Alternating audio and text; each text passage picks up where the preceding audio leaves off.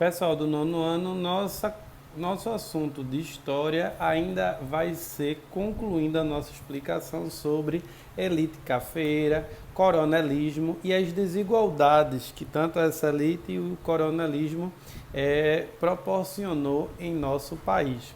Assim como a gente faz em sala de aula, vocês vão ver esse mesmo pedido que eu estou fazendo no assunto de história, eu vou estar pedindo também em geografia. Tenta colocar lá no caderno os tópicozinhos do que a gente costuma construir em sala para a gente ter um resumo para conseguir com maior facilidade responder o exercício do livro. Vamos lá. Surge uma elite cafeeira após a República. Essa elite cafeeira, ela mantinha a política do nosso país porque eles patrocinavam os candidatos e patrocinavam aqueles que iam ser os representantes políticos da época. Os prefeitos, vereadores, governadores, o presidente, todos eram eleitos por essa elite. Havia também o coronelismo, aonde os agricultores, aquelas pessoas que tinham menos recursos, menos estudos, tinham que cumprir a ordem desses coronéis.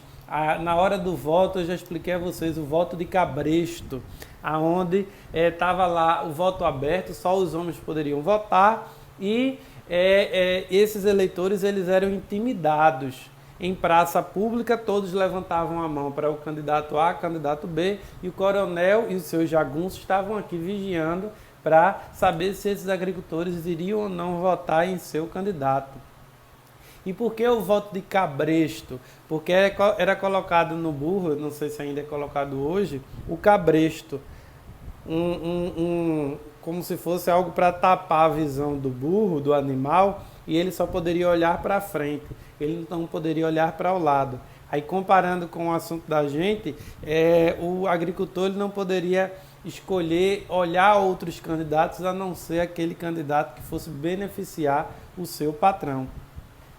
E essa elite cafeeira, os coronéis, eles só queriam os benefícios econômicos, eles só queriam o desenvolvimento da nação a benefício próprio. Eles não queriam trazer benefícios, eles não queriam trazer avanços econômicos para a população em si, para as classes menos favorecidas. Eles vão trazer a mão de obra da Europa, da Ásia, principalmente da Itália nesse período.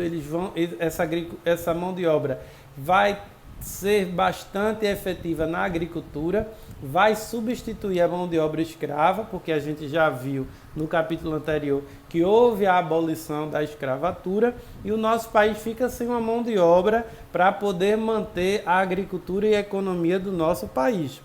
Os japoneses, principalmente no sul, eles vão ter uma grande participação efetiva na modernização da agricultura, porque eles já eram acostumados lá na Ásia a praticar atividades mais modernas da agricultura do que nós aqui no nosso país.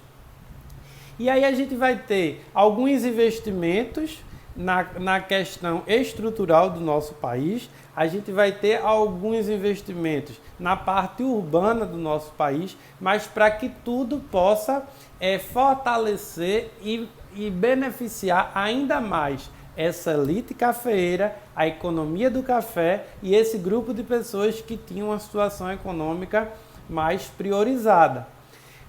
Os menos favorecidos, os mais pobres, os negros, que agora são pessoas libertas, eles ficaram sem ter com que trabalhar. Eles ficaram à mercê, sem ter como se direcionar, sem ter como se manter economicamente, porque por toda a sua vida eles eram acostumados a serem escravos. O governo concede a abolição da escravatura, mas o governo não dá saída para esses negros libertos.